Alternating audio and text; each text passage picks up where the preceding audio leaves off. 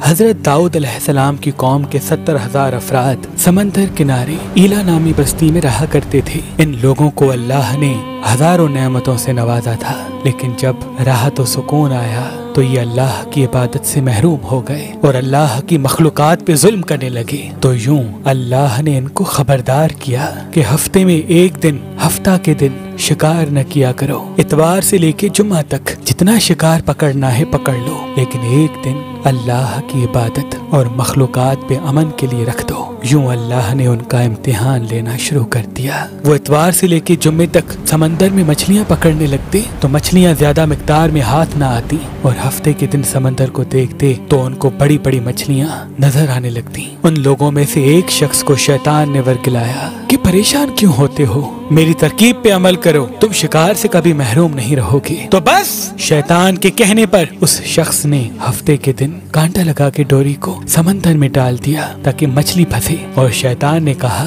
اس مچھلی کو تم اتوار کے دن نکالنا، اور یوں ہفتے کی حرمت بھی باقی رہے گی اور تمہارا شکار بھی ہو جائے گا۔ بس شیطان کی بتائی ہوئی ترکیب پہ ہفتے کے دن مچھلی پھنسی رہی اور وہ اتوار کے دن نکالتا اور خوشی سے کھاتا۔ جب آس پاس کے لوگوں نے پوچھا تو ان کو بھی یہ ترکیب بتانے لگا، اور یوں اس قوم کے کچھ لوگ ہفتے کے دن مچھلی پکڑنے کے لیے جال پھینکتے اور اتوار کے دن نکالتے، اور کچھ نے تو اس سمندر میں سے نالیاں بنا کے چھوٹے چھوٹے تالاب بنا دیے، کھڈے بنا دیے، تاکہ ہفتے کے دن جیسے ہی مچھلیاں یہاں سے گزریں تو ان تالاب میں پھنس جائیں اور ہم اتوار کو ان مچھلیوں کو نکال کے پکا کے کھائیں گے۔ اس گاؤں میں کچھ اللہ کے خاص بندے بھی موجود تھے جو کہنے لگے، اے لوگو، اللہ نے ہفتے کے دن شکار کرنے سے منع کی ہے۔ یہ جو تم جال پھینکتے ہو یا چھوٹے چھوٹے تالاب بناتے ہو، ان میں ہفتے کے دن اگر مچھلی پھنستی ہے تو یہ شکار ہفتے کے دن کا ہوگا۔ اللہ کے عذاب سے ڈرو، اللہ کی نافرمانی نہ کرو۔ وہ لوگ ان لوگوں کا مذاق اڑانے لگے کہ ہماری جو مرضی ہوگی ہم وہ کریں گے۔ اب ان بستی میں 3 گروہ بن گئے۔ ایک ان 70,000 میں وہ لوگ تھے جو ان نافرمان لوگوں کی بار بار اصلاح کرتے، دوسرے وہ جو ان لوگوں سے نفرت کرتے اور خاموشی اختیار کیے ہوئے تھے، اور تیسرے وہ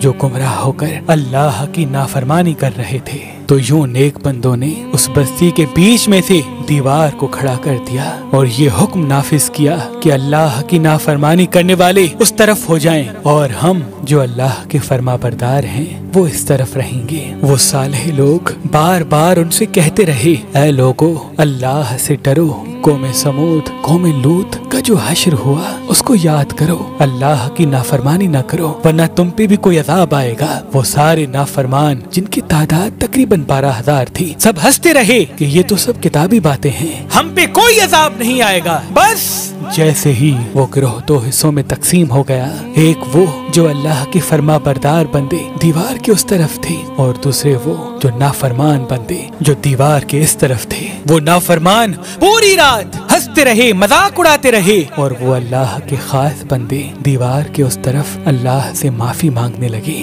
بس جیسے ہی صبح ہوئی، وہ نیک صالح انسان اٹھے، انہوں نے محسوس کیا کہ دیوار کے اس طرف سے کسی انسان کی آواز نہیں آ رہی۔ جیسے ہی دیوار کی اس طرف چڑھ کے دیکھنے لگے کہ سارے کے سارے وہ لوگ بندر کی شکل میں تبدیل ہو چکے تھے اور بندروں کی حرکت کو انجام دے رہے تھے۔ وہ جو صالح لوگ دیوار سے ان بندروں کو دیکھنے لگے، ان صالح لوگوں میں سے جو ان کے رشتہ دار تھے، انہوں نے ان بندروں کے کپڑوں سے اپنے اپنے رشتہ داروں کو پہچانا اور چیخ کے رونے لگے، اللہ سے معافی مانگنے لگے۔ لیکن اللہ کا عذاب جب آتا ہے تو وہ ہو کے رہتا ہے۔ وہ 12,000 لوگ جو بندر بن چکے تھے کچھ بھی کھا بھی نہیں سک رہے تھے، اور یوں 3 دن بعد وہ اس عذاب میں آ کر فنار ہو گئے۔ بے شک اللہ ان بندوں کو پسند نہیں کرتا جو اللہ کی نافرمانی کرتے ہیں۔ اے اللہ، ہم سب کو اپنا فرما بردار بندہ بنا، ہم کو ویسا بنا جیسا تو ہمیں دیکھنا چاہتا ہے۔ آمین ثم آمین۔ تو ہمیں دیکھنا چاہتا ہے۔ آمین ثم آمین۔